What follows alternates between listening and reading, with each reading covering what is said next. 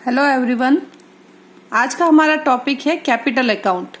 Partnership में जब capital account तैयार करते हैं तो कैपिटल अकाउंट बनाने के दो मेथड्स हैं। फर्स्ट मेथड है स्थिर पूंजी खाता विधि, फिक्स्ड कैपिटल मेथड। नाम में ही इसका मीनिंग है स्थिर पूंजी, फिक्स्ड कैपिटल, यानी जो कैपिटल अकाउंट है उसका बैलेंस चेंज नहीं होगा, बैलेंस फिक्स रहेगा। केवल दो एग्जम्पशन दिए हुए हैं कि बैलेंस दो कंडीशन में चेंज हो सकता है। वो दो कंडीशन है कि अगर कोई पार्टनर एडिशनल कैपिटल लगाए तो कैपिटल बढ़ जाएगी, उस कंडीशन में कैपिटल का बैलेंस चेंज होगा। एक और कंडीशन है जब पार्टनर जो फर्म में काम कर रहा है वो परमानेंटली अपनी कैपिटल विड्रॉ करे। सपोज राम ने 10 लाख रुपए लगाए और परमानेंटली वो 1 लाख रुपए फर्म से निकाल रहा है, तो इसको बोलते हैं परमानेंट विड्रॉवल। अगर वो परमानेंट विड्रॉवल करेगा तो इस चीज को अपन ड्रॉइंग्स नहीं बोलेंगे, इसको बोलेंगे कैपिटल विड्रॉवल। तो ऐसी दो कंडीशन, जब एडिशनल कैपिटल अतिरिक्त पूंजी फर्म में आ रही है या परमानेंट विड्रॉवल हो रहा है, फर्म की जो कैपिटल है उसमें से स्थायी आहरण हो रहा है, उस कंडीशन में कैपिटल का बैलेंस चेंज होगा। सेकेंड मेथड है परिवर्तनशील पूंजी खाता विधि, परिवर्तनशील फ्लक्चुएटिंग कैपिटल अकाउंट मेथड। नाम में ही मीनिंग है परिवर्तनशील, यानी कैपिटल अकाउंट का जो बैलेंस है वो हर साल चेंज होगा, उसमें हर साल फ्लक्चुएशन आएगा। जब स्थिर पूंजी खाता विधि अपनाई जाती है तो उस मेथड में दो अकाउंट अपने को बनाने हैं। फर्स्ट अकाउंट है पार्टनर्स कैपिटल अकाउंट, साझेदारों के पूंजी खाते।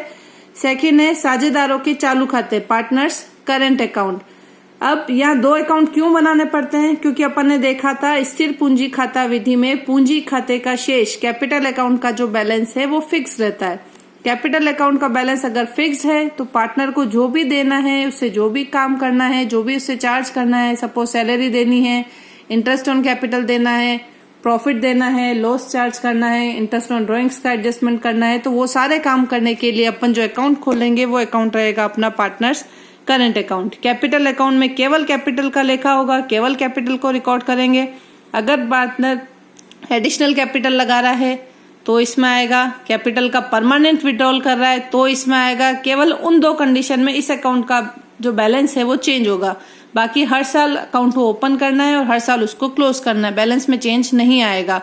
सारे काम अदर देन कैपिटल वो आएंगे पार्टनर्स करंट अकाउंट में। इसलिए फिक्स मेथड में दो अकाउंट अपने को खोलने पड़ते हैं। फर्स्ट हो गया पार्टनर्स कैपिटल अकाउंट, सेकंड हो गया पार्टनर्स करंट अकाउंट।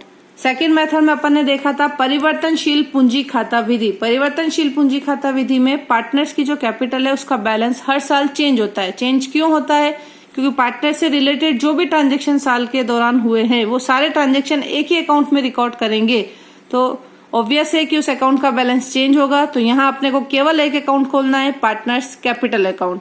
यहाँ जो अपन ने दो अकाउंट खोले थे, पूंजी खाता और चालू खाता, पार्टनर्स कैपिटल और पार्टनर्स करंट, दोनों को कंबाइन अगर एक ही अकाउंट में इन दोनों अकाउंट के ट्रांजेक्शन को ले ले तो सारे ट्रांजेक्शन कहाँ आ जाएंगे? Partners capital account fluctuating method में। अब देखें कि अकाउंट कैसे बनते हैं। फिक्स मेथड में अपन ने देखा दो अकाउंट अपने को खोलने हैं, partners capital account. Capital account सबसे पहले स्टार्टिंग में आएगा कैपिटल। ये अपने को पता है कि भाई पार्टनर की कैपिटल, बिजनेसमैन की जो कैपिटल होती है उसका बैलेंस होता है क्रेडिट, यानी ओपनिंग बैलेंस आएगा इसका क्रेडिट साइड में, बाय बैलेंस बीडी। अब यहाँ ऊपर लिखा हुआ है एक्स और वाई। सपोज फर्म में दो पार्टनर है तो जो अमाउंट के जो कॉलम है उसको अपन ने दो पार्ट में डिवाइड कर लिया। दो पार्ट क्रेडिट साइड में भी होंगे और दो पार्ट डेबिट साइड में भी होंगे। कम से कम दो पार्टनर हर फर्म में होते हैं, इसलिए मिनिमम दो कॉलम तो होंगे। अगर पार्टनर 3 हो गए तो 3-3 कॉलम, अगर पार्टनर 4 हो गए तो 4-4 कॉलम बोथ साइड्स में। ओपनिंग बैलेंस आ गया क्रेडिट साइड में, बाय बैलेंस बीडी। फर्म में अगर किसी पार्टनर ने एक्स्ट्रा कैपिटल लगाई है, एडिशनल कैपिटल लगाई है, तो अपनी एंट्री होती है cash account debit to capital account. तो कैपिटल अकाउंट में वो ट्रांसफर होगी। बाय साइड में कैश आई है या बैंक आई है उसी के अकॉर्डिंग यहाँ रिकॉर्ड करेंगे उसको। एक्स ने पैसे लगाए हैं एडिशनल, वाई ने नहीं लगाए हैं, तो एक्स के इसमें लिख देंगे अमाउंट, वाई को ब्लैंक छोड़ देंगे।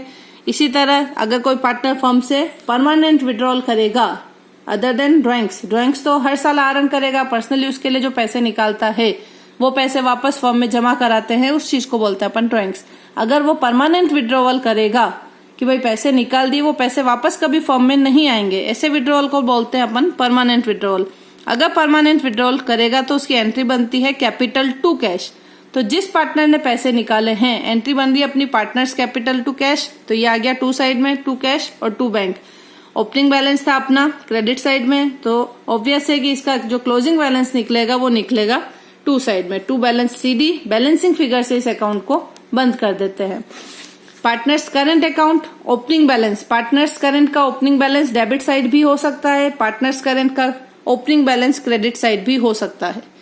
ये डिपेंड करेगा क्वेश्चन में इस पार्टनर का बैलेंस कौन सा दिया हुआ है। अब क्रेडिट साइड में ओपनिंग बैलेंस लिख दिया, ओपनिंग साइड में बैलेंस लिख दिया, उसके बाद जो ट्रांजेक्शन वर्ष के दौरान हुए हैं, interest on capital, salary, commission, profit, ये वो ट्रांजेक्शन है जिससे कैपिटल बढ़ती है, कैपिटल रेज्ड हो रही है। तो ऐसे ट्रांजेक्शन जिससे कैपिटल पर पॉजिटिव इफेक्ट पड़ रहा है वो सारे ट्रांजेक्शन बैलेंस की साइड में ही आएंगे, बाय साइड में आएंगे, क्योंकि कैपिटल को बढ़ाना है। ऐसे ट्रांजेक्शन जिससे कैपिटल पर नेगेटिव इफेक्ट पड़ता है, कैपिटल कम हो जाती है, वो सारे ट्रांजेक्शन ड्रॉइंग्स हुआ, इंटरेस्ट ऑन ड्रॉइंग्स हुआ, प्रॉफिट एंड लॉस में अगर एप्रोप्रिएशन अकाउंट में अगर लॉस हुआ तो वो ट्रांजेक्शन आ जाएंगे टू साइड में। कैपिटल बढ़ने वाला आइटम क्रेडिट साइड में, कैपिटल कम होने वाले सारे आइटम डेबिट साइड में। P&L एप्रोप्रिएशन में जो अपन ने टू साइड में आइटम लिखे थे वो सारे ट्रांजेक्शन पार्टनर्स कैपिटल या करंट अकाउंट में बाय साइड में आते हैं। जो अपन ने वहां बाय साइड में लिखे थे एप्रोप्रिएशन बनाते समय वो ट्रांजेक्शन अपने आ जाते हैं टू साइड में। अब बैलेंसिंग फिगर से इस अकाउंट को बंद करना है तो बैलेंस टू में भी निकल सकता है, बैलेंस बाय में भी निकल सकता है। परिवर्तनशील पूंजी विधि में अपन ने देखा था पार्टनर्स कैपिटल अकाउंट केवल एक ही अकाउंट खोला जाता है।